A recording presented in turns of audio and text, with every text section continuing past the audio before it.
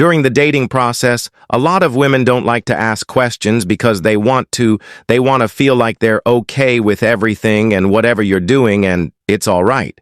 It don't make no difference as long as when you're with me, you treat me well. And I think that might have been a little problematic for my marriage. When MC Lyte divorced her ex-husband John White, we had people saying the marriage lasted longer than they thought because their photos looked like neither was genuinely into the other. Well, allegedly MC Lyte and her ex-husband were living a double life.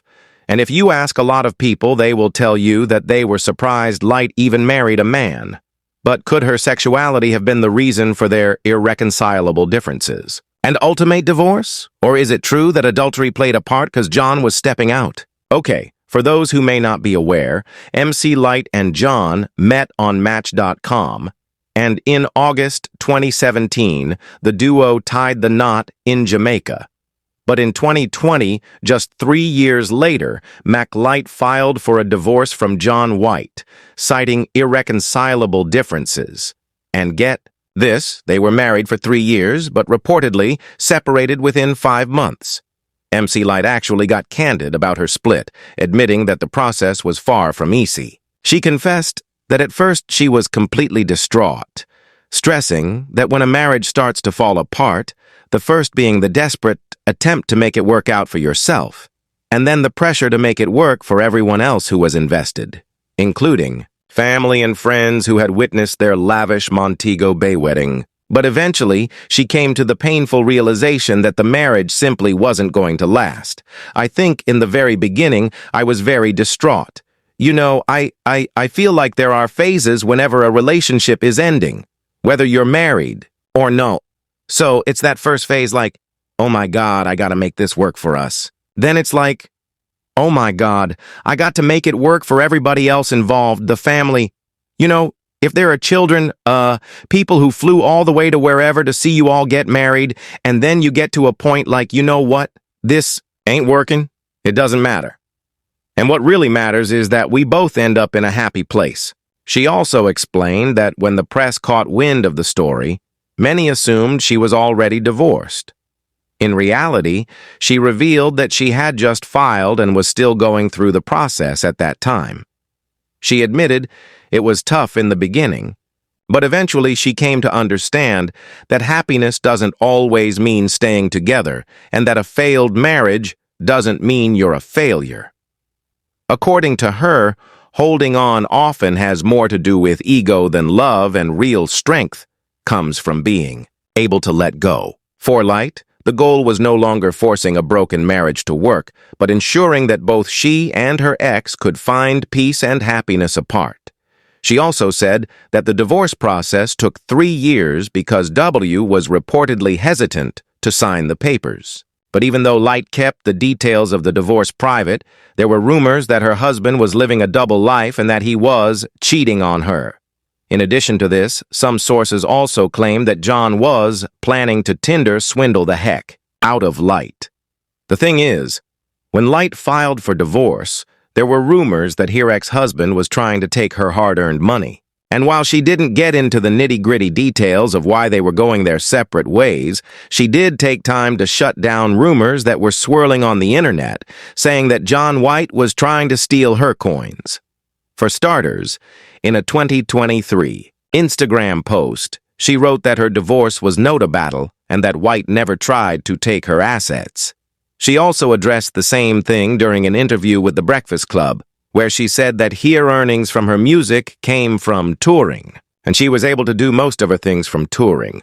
In her words, "When I started touring is when I started making money, and then I got a house, and then without budgeting or anything, by the time I furnished the house, I had nothing to cover my windows with. So I had to put sheets up in the window and have my manager stop by and be okay with that scene. And it wasn't until I went out on the road the next time that I could finish the house.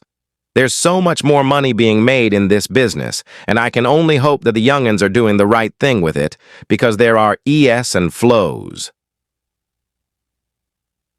In the same interview is where she also talked about how, despite selling more than 1 million records, she admitted to not receiving enough compensation for publishing royalties. Did you get any money from 'cause you sold millions of records? Did you get any of that publishing royalties? Anything back then? Slightly. Slightly, but nothing like, I should have. Yeah, I mean, this is a treacherous game. And what's interesting is on the internet now, it's like every nook and cranny. You can see truth being told, which is really truth. Well, yeah, you got some people that are just like, look, this is how the record deal works. Oh, gotcha. Gotcha. Which I think is really admirable of those people to kind of speak their truth. Well, Lyte also said that she kept her full music catalog, all royalties, and personal assets because of a prenuptial agreement. And she specifically said that her husband never tried to get anything. In her words, when the whole divorce thing happened, I just saw all of this stuff that says he was trying to get this or she got to keep. It's not that she got to keep. He was never trying to do that. We had a prenup. He's got his own stuff that I'm sure he was happy that I didn't want any part of. And so we made an agreement very early on that we'd have a prenup, and that would be it. I just didn't like the turn they were taking, but it's not like I didn't expect it. Anything to get a click, people will say. I was just happy that I was able to set the record straight. Regardless, we still have people saying that John was still living a double life and cheating on Lyte. But like I mentioned, others said that they were more surprised that she married a man in the first place. Now, y'all know that there have always been rumors that MC Lyte is bi at best. And there have always been rumors that she and Queen Latifah were romantically involved. Okay, we know that these two have always been so close. And MC Lyte has openly said they've always had transparency and trust. So much so that they could talk about anything without fear of a misunderstanding. Lyte even called Latifah her sister, the Queen, adding that Queen Latifah has single-handedly changed the way every female MC looks at their business and changed the way the world views female MCs and their business potential. She also reflected on their early connection in an interview with Essence and said that Latifah stood out from the start. In her words, right from the start, we were inseparable. She had this vibrancy. Artistically, Latifah was free. So much of that is because of her mother. Her mother gave her wings to fly. But then again, people have always speculated that something intimate was going on between them. Well, with Queen Latifah, her sexuality has always come into question through her on-screen performances. For instance, in the film set It Off, she takes on a more masculine role. And Latifah's character can be described as a lesbian bank robber, and she was so successful at playing this masculine role that rumors about her sexuality started spreading. But in the early stages of her career, Latifah chose not to address the rumors regarding her sexuality, only further fueling the rumors of a relationship between her and Lyte. They've both actually been asked this question directly, and in her 2024 interview on The Breakfast Club, MC Lyte emphasized how their friendship is built on transparency and trust, saying that they take care of each other to avoid misunderstandings and even addressed rumors of them being together, which she dismissed as never was right. However, MC Lyte admitted that at first, the whispers about her sexuality did bother her, but eventually she learned to brush them off, saying it was more like, okay, that's how you want to seem.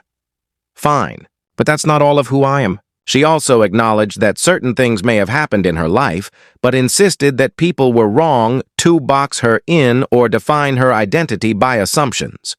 According to her, being young in the industry meant constantly being pushed into roles or labels that others felt comfortable with, leaving many artists stuck in expectations that weren't really their truth. Lyte revealed that people often doubted she could look the way she did and still genuinely be into men, adding that she actually considered herself far more traditional than anyone would guess.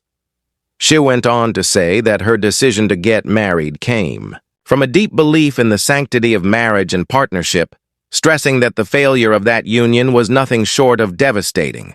The way she put it made it clear that behind the strong image, there was a woman who wanted love and stability and wasn't afraid to challenge the narratives that others imposed on her.